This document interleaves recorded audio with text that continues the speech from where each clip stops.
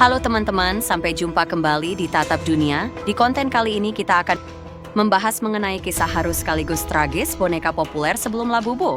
Sebagaimana telah teman-teman ketahui, Labubu terinspirasi dari mitologi Tiongkok, iblis Tauti yang mana karakter ini digambarkan sebagai iblis yang serakah dan rakus, dan memangsa siapa saja termasuk memakan tubuhnya sendiri. Selanjutnya, kami akan membahas mengenai asal-muasal cerita di balik boneka Hello Kitty, Crayon Shin-chan, dan Masha. Mari kita ikuti cerita-cerita berikut yang akan membuat Anda tercengang. Hello Kitty. Bagi penggemar karakter kartun, pastinya tidak asing dengan sosok Hello Kitty. Karakter kucing putih imut yang memiliki ciri khas memakai pita di salah satu telinganya itu, ternyata memiliki kisah menyeramkan di baliknya. Urban legend tentang Hello Kitty berfokus pada asal-usul karakter ini.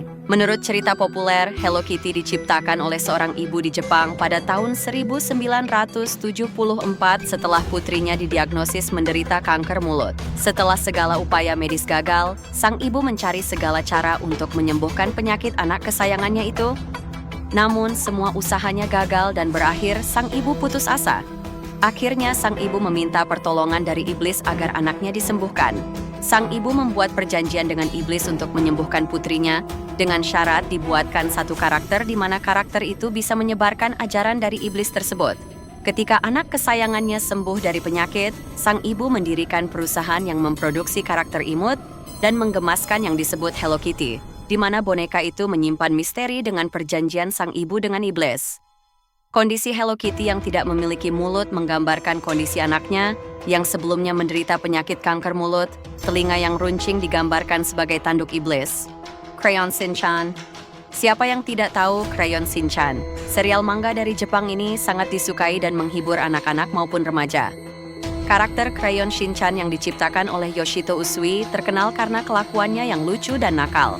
Namun, ada kisah tragis di balik ceritanya. Dikatakan bahwa cerita Crayon Shin-chan sebenarnya terinspirasi dari kisah nyata seorang anak laki-laki bernama Shinosuke yang kita kenal sebagai Shin-chan. Shin-chan berusia 5 tahun, dia memiliki adik bernama Himawari. Pada suatu hari, sang ibu Misai sibuk memasak di dapur. Dia memperbolehkan Shin-chan dan Himawari bermain di luar rumah. Ketika sedang bermain di luar rumah, Shin-chan menyadari bahwa Himawari sudah tidak berada di sampingnya. Shin-chan lalu mencari Himawari dan melihat Himawari sedang berada di jalan raya. Shin-chan menghampiri Himawari dan berniat membawa adiknya ke pinggir jalan. Namun saat itu ada mobil yang melaju dengan kecepatan tinggi. Shin-chan mencoba menyelamatkan adiknya Himawari dari kecelakaan mobil. Namun nahasnya nasib malang menimpa keduanya, mereka meninggal ditabrak mobil. Kedua orang tuanya sangat terpukul atas kejadian yang menimpa anaknya. Misai menemukan krayon anaknya di dalam mobilnya. Hal itu yang membuat Yoshito Usui membuat manga dengan judul Crayon Shin-chan. Misai yang sangat sedih menceritakan kebiasaan Shinosuke di rumah yang jahil, nakal, dan juga konyol yang kemudian menjadi inspirasi dari karakter Crayon Shin-chan. Masha and the Bear. Masha dan the Bear merupakan serial animasi populer yang berasal dari Rusia. Serial ini menceritakan tentang petualangan seorang gadis kecil bernama Masha dengan seekor beruang coklat besar bernama Misha. Tingkah Masha yang menjengkelkan namun lucu membuat betah berlama-lama menonton serial ini.